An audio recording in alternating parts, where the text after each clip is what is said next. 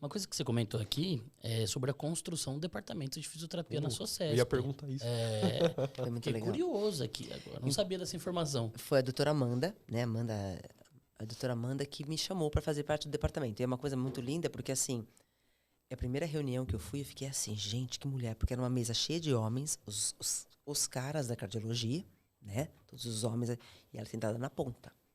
E ela falava e todo mundo ouvia. E ela dava a última palavra. A mulher era um espetáculo, né? E aí, quando a doutora Amanda montou o departamento, quando ela entrou como presidente da SOCESP, já existia o departamento de psicologia e de enfermagem. E aí, ela chamou, então, para montar o departamento de nutrição, chamou o departamento de fisioterapia e montou o departamento de farmácia. Não, farmácia não. O que era? Fisioterapia, nutrição? Fono? Não, fono não tinha. Eu acho que fisioterapia e nutrição. Tinha mais um. Ah, educação física, talvez. Acho que educação física.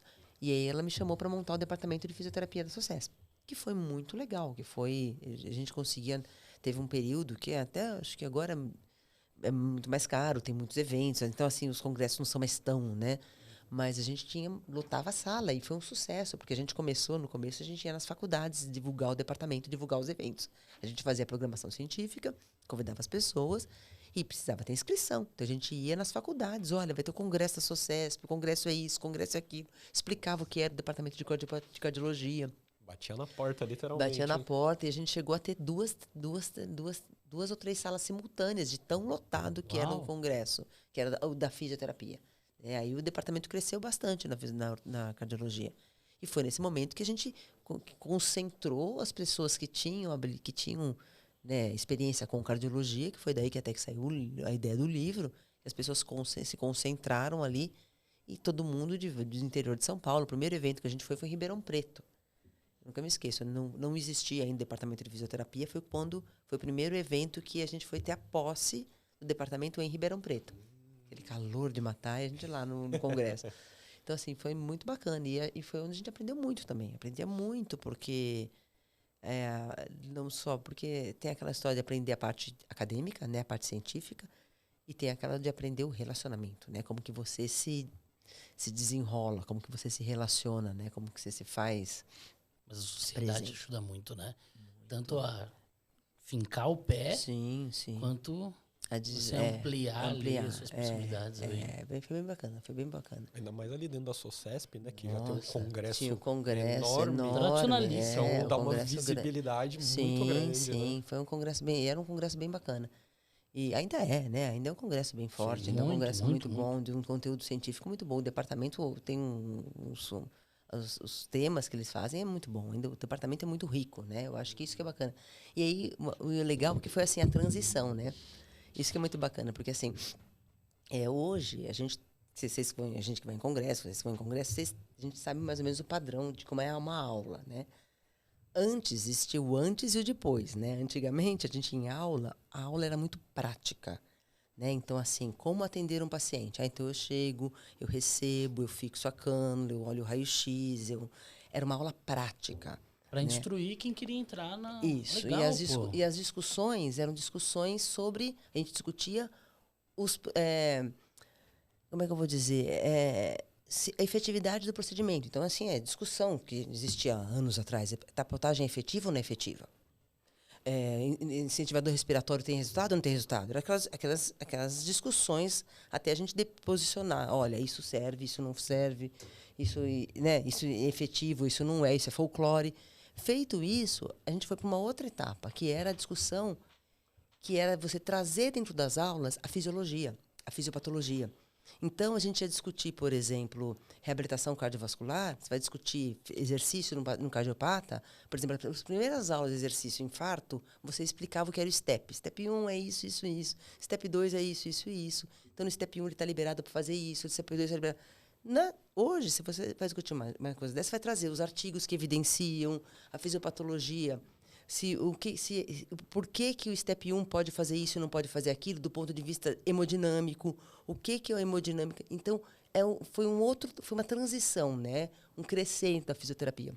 Que legal, uma construção boa. Isso, eu acho que a SOCESP contribuiu muito. Eu falo da SOCESP porque, né, todas, né, sobre a FIS, mas acho que a SOCESP contribuiu muito nisso, porque elevou o patamar da discussão, sabe? A gente virou a chave.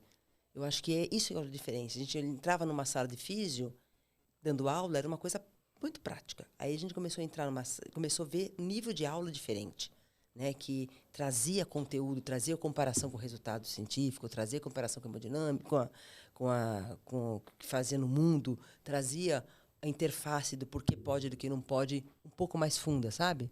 Uma discussão com um pouquinho mais de propriedade. Então, a SOCESP fez essa transição. E foi muito bacana ver isso, né? Essa virada. E muito legal participar disso também, né? Ver todo mundo indo por esse caminho, né? É interessante, assim, você mesmo disse, por exemplo, nas cardiopatias congênitas é um universo paralelo. E aí os profissionais, por mais que tenham especialização em cardiologia ou em pediatria, eles não tinham ali uma abrangência na época no guarda-chuva da cardiopatia congênita. Ele chegava num congresso desse, se ele fosse direto para o desfecho, mas e como que eu faço? Então, assim, essa construção foi interessante para multiplicar a ação. E aí, depois, quando os profissionais já estavam preparados e preparando o próximo, você já tinha... Aí você tem sustentação para poder tocar uma discussão num nível um pouco mais profundo. Super inteligente. Foi muito legal ver essa transição, sabe? E a gente tinha pessoas muito boas, né? Então, por exemplo, eu falo que depois de muitos anos eu consegui entender um pouquinho de variabilidade da frequência cardíaca, porque a Catai dava aquela aula e falava, Jesus, o que essa mulher tá falando? Então, um ano, outro ano, e falava, agora eu tô entendendo que raio de negócio é esse. Então era isso. Eu lembro que a primeira aula que a Catai trouxe no congresso de variabilidade, que ela foi discutir variabilidade da frequência cardíaca, foi todo mundo assim. Acabou a reunião, acabou a aula, alguma pergunta? As pessoas não conseguiam nem raciocinar, porque era uma coisa específica do trabalho dela, que ela e as pessoas que eram formadas por ela que tinham conhecimento daquilo. E hoje é uma coisa tão comum na discussão, né? Então, assim, aí para chegar nesse nível, isso, imagina, 20 anos atrás, ela trouxe essa discussão no congresso. Aí nós fizemos vários cursos, tinha cursos para fazer interpretação de eletro, cursos para fazer interpretação do teste cardiopulmonar, de como você aplicava o teste.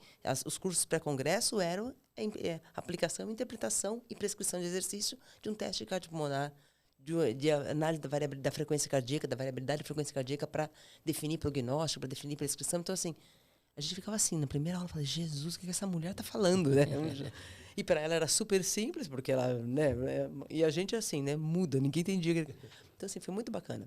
Eu acho que ver essa transformação é muito bacana, né? De ver como a físio mudou, né? A físio, ela deixou de ser uma coisa operacional ali só. Sim. E ela mudou. Claro que tem um lado que é braçal, isso é inevitável, mas tem que ser o braçal ligado com o cérebro, né? O braço sozinho, né? Tem que estar ligado com o cérebro. Senão você trabalha muito mais, né? Senão você trabalha muito mais e tem muito menos resultado, Exatamente. né?